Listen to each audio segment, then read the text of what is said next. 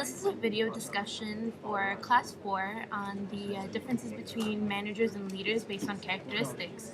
And so, collectively as a group, we thought that a lot of these characteristics had depended on context. So, depending on level of management, depending on number of people within the organization, what kind of tasks they were doing, what kind of projects, whatever, some of these kind of depended. How we looked at this is that we gave an example in our group where she was a leader and I was the manager. So when we were looking at this, what would Mehria do or what would Niwazk do? So now we're going to talk about the ones that we contemplated with.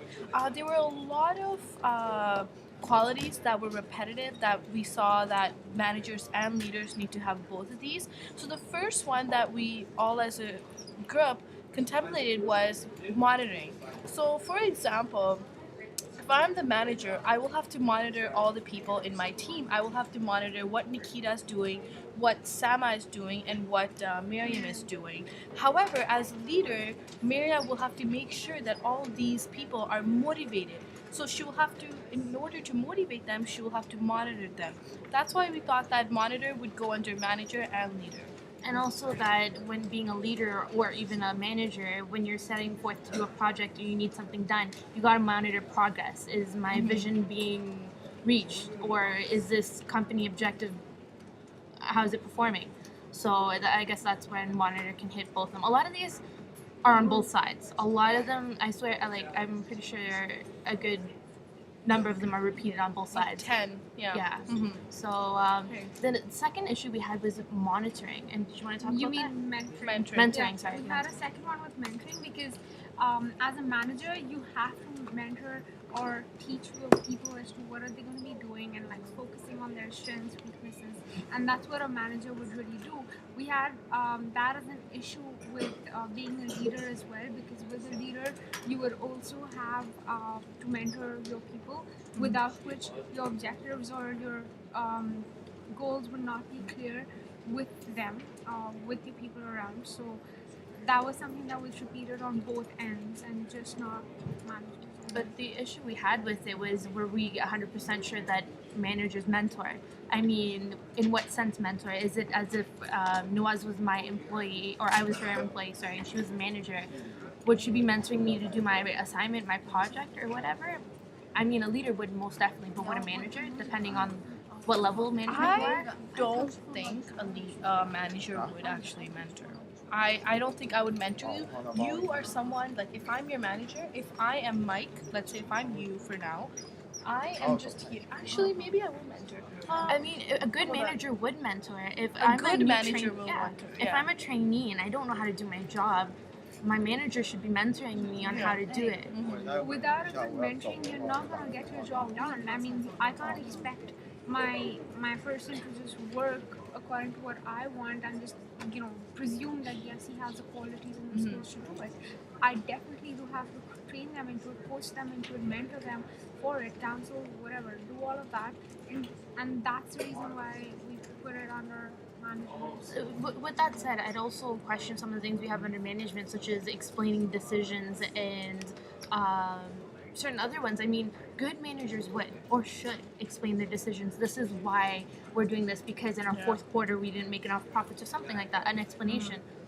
But some managers wouldn't do that. Some managers are telling you, this is what we gotta do, this is it, done. Yeah, exactly. They're just there to Delegate. Yeah, and, like, delegate and make sure everything's being done. So then things such as giving praise, thanking people, motivating others, it depends on the manager. If you're a good manager, you'll do them. Yeah. The other one that we were contemplating was accepting criticism and suggestions. We believe that both managers and leaders need to do this because when a leader is saying his opinion or is telling his mentors that this is what you need to do, he has to accept that other people have their own suggestions, and he has to accept whatever criticism is coming towards him. However, we were a little iffy about if that goes under managers. I mean, managers are just there for people to just give stuff and take stuff back and to see if it's okay, if it meets the requirements of the organization.